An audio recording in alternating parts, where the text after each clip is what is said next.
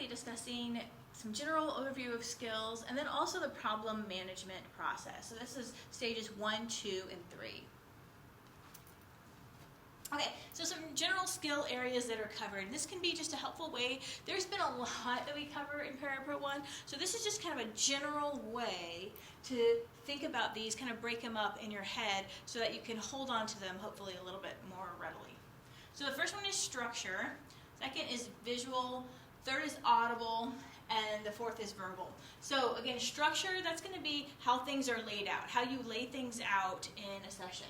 Visual is going to be the appearance of you and of the client. Audible are sounds that you make, sounds that the client makes that are a part of the session that you want to be aware of. And then verbal, things that you want to say or things that you want to not say. So for structure, example of some of these things would be perspective taking, right? And the different steps involved in perspective taking. The 3 stages. Always making sure you open, always making sure you close. Those things are parts of the structure of a session. That's not all of it, but those are some aspects of how you are structuring your sessions with your clients. And I just think for those of you who are visual, I have this little picture of a building here as a structure representation of that. Visual, right? So we have this open posture, we have solar that we utilize. You know, we don't want to be like this, right? We don't want to be weird, we want to have this open posture. Our facial expression, not having a resting face, is very important, very important. For some of you, I know that's way easier than others. If it's difficult for you, keep working at it. I want to encourage you, resting face is super important because that's your sign, right? It's your sign to your client. So don't give up if it's hard for you because it's super important. And then simple things like nodding and the chair line that we discussed, you know, not being too far back, not being too far forward. Those are also visual aspects. Again, this isn't all of them, but those are some of the big ones. Yeah, there you go. There's a little picture for you. Audible. Okay, so right, we've talked about these tone, volume, speed, emphasis. Those are very important. Audible. And again, they're very important for you to be listening to these things and for you to be using these things correctly. And then verbal, some things like reflection statements. Reflection statements are great tools in your toolbox, right? Just wonderful. Why, so, just. These are things that, you know, we talked about several more of these, right? Like mean. What did you mean by that? Or what made you do that? Remember we talked about these things? Actually, you asked a good question. Some of those words we talked about kind of avoiding. Asking open-ended questions. Utilizing encouragers. These are just some of the verbal aspects that we've gone over and reviewed. And it's amazing to think, right, that this isn't even close to all the stuff we've covered in ParaPro 1. We have covered a lot.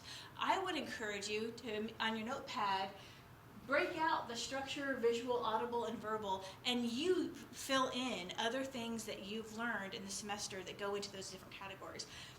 I think you'll be amazed how much you've learned, and I also think that it'll help you break it down and put the skills into each little category where they belong.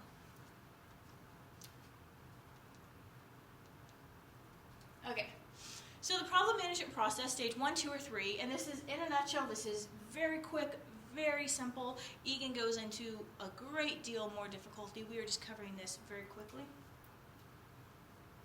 Stage 1 is the story.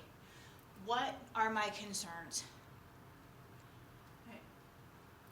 Perspective taking can certainly be used in stage 2 and 3, but perspective taking is really going to have its big house. It's going to mainly live in stage 1. Again, you want to have perspective taking in stage 2 or stage 3.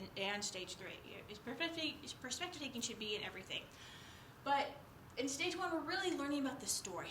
What's going on? Right? What are their concerns? Why is this a problem? Tell me more about this. I really want to see and understand this from your perspective. Stage 2 is their preferred outcome. What do they want to see happen? What do they care about the most? Okay. So this isn't what's your plan. This isn't how are you going to get there. This is ultimately, what do you want to see happen? What's the thing that you care about the most? Because until you know the answer to that question, you're not going to be able to help them form a very good plan. For instance, if the story is that their neighbor's dog is really barking and barks all the time, and they can't sleep, and they work the night shift, and so they need to sleep during the day, but they can't sleep during the day because the dog is barking all the time, and my goodness, they just want to kill the dog, and it's wrecking their whole life, and they're not able to sleep, and just making everything miserable. Okay, well, you learned a little bit about the story, but you don't know what their real problem is yet. And if you don't know what their real problem is yet, you cannot move to stage 3, which is when you start putting together a plan. Because is their real problem that the dog is alive? They said they wanted to kill the dog. So is their problem that the dog is alive? Is their problem where they live? Is their problem that they don't have any headphones? Is their problem the night shift? Right? You don't actually know the thing that they want to address with their plan.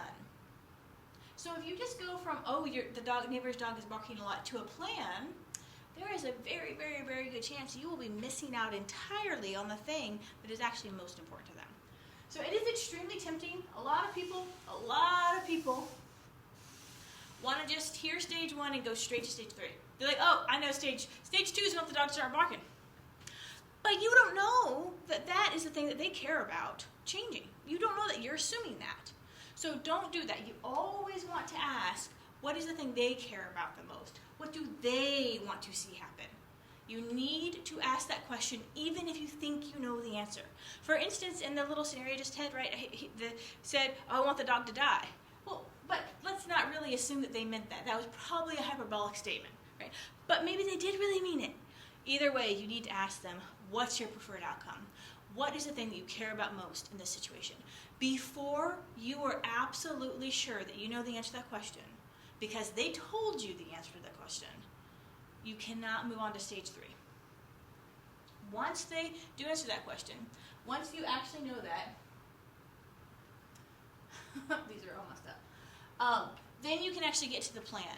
Then you can actually get to, okay, how do you make that happen? What are the steps involved? Okay, because maybe the preferred outcome for this guy is, the dog's fine and he likes his neighbor, it's fine. He just needs to get a loud white noise machine. If he could just get a loud white noise machine, he'd be fine. He doesn't really care.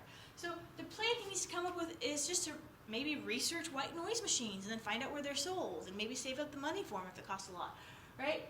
But that may be very different. That plan that you guys put together might be very different if you just assumed you knew that his problem was that the dog was barking.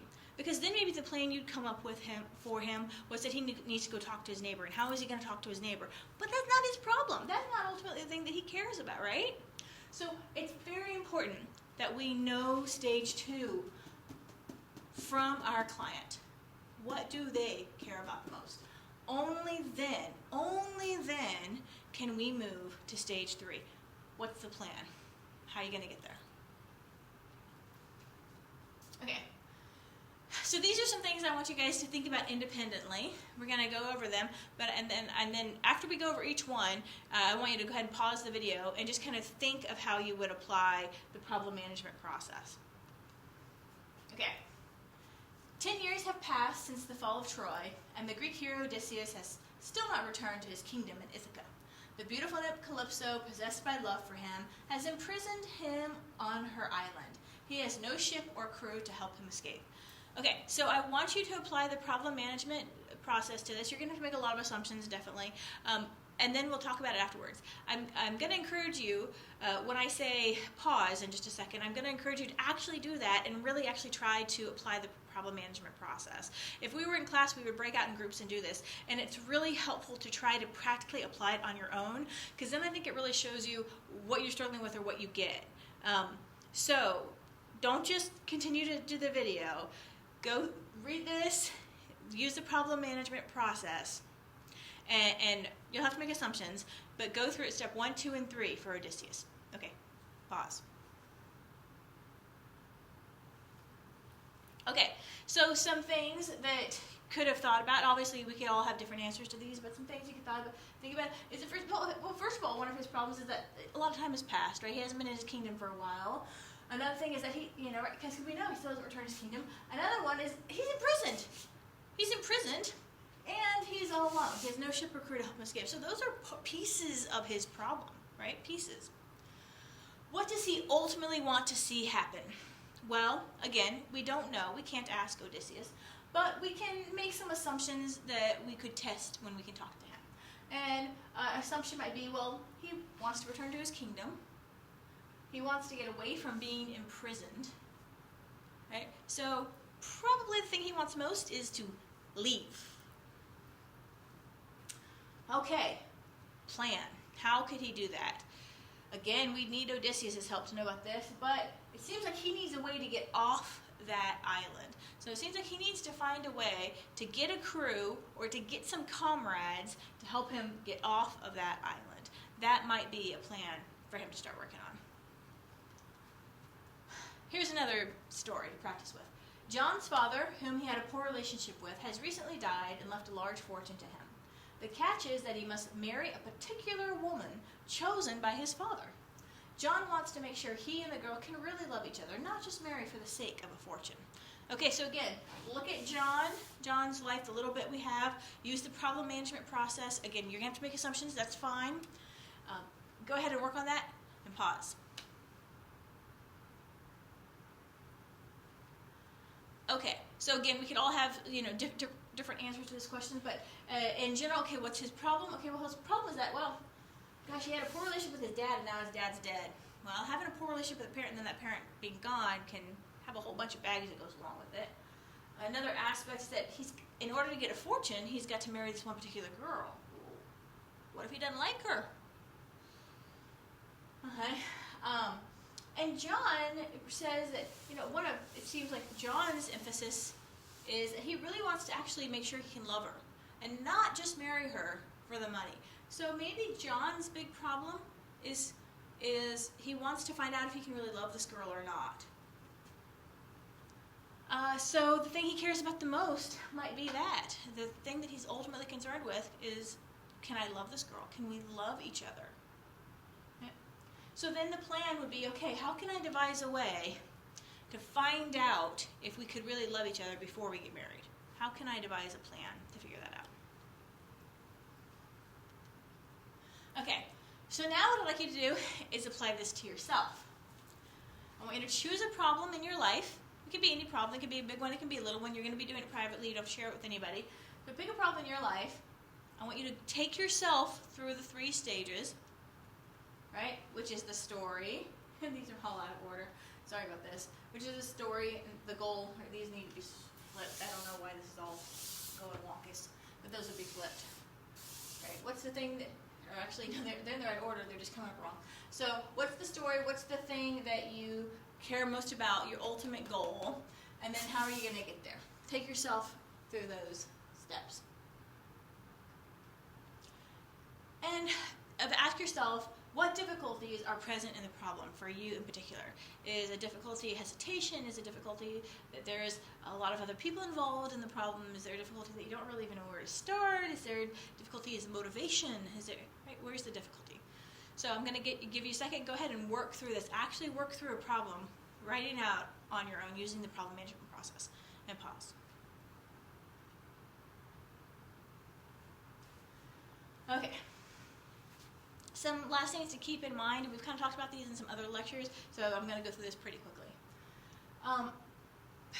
When we talk about how we structure a session, right, because we talked about the structure of a session, we want to stay flexible. We don't want to be random. So we want to use structure, but we want to use intentional structure.